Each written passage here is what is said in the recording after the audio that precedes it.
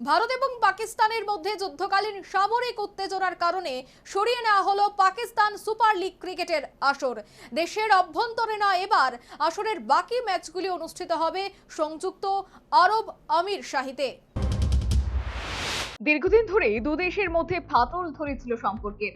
তবে গত 22 এপ্রিল পেহেলগাঁওয়ে পর্যটকদের উপর প্রাণঘাতী হামলার পর এই সম্পর্কের ফাটল আরো ঘনীভূত হয়, যার কারণে উত্তেজনা পরিলক্ষিত হয় ভারত এবং পাকিস্তানে। তবে সেক্ষেত্রে ভারতের অনুষ্ঠিত আইপিএল ক্রিকেটে কোনো প্রভাব পড়েনি, কিন্তু প্রভাব পরিলক্ষিত হলো পিএসএল অর্থাৎ পাকিস্তান প্রিমিয়ার লিগে। অভিযোগ উঠেছে ভারত এবং পাকিস্তানের মধ্যে সামরিক উত্তেজনার কারণে পাকিস্তান সুপার লিগের ম্যাচ দেশের বাইরে নিয়ে যাবার সিদ্ধান্ত নিল পাকিস্তান ক্রিকেট বোর্ড। আসরের বাকি অবশিষ্ট ম্যাচগুলো এখন পাকিস্তানে নয়, হবে সংযুক্ত আরব আমিরশাহিতে।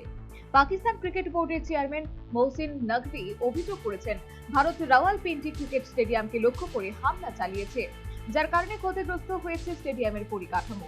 পাশাপাশি আগামী দিনে হামলা হতে পারে মুলতান এবং লাহোরের স্টেডিয়ামেও, যার কারণে পিএসএল ক্রিকেটের বাকি 8টি ম্যাচ পাকিস্তান থেকে সরিয়ে সংযুক্ত আরব আমিরশাহিতে করবার সিদ্ধান্ত ঘোষণা করল পাকিস্তান ক্রিকেট বোর্ড।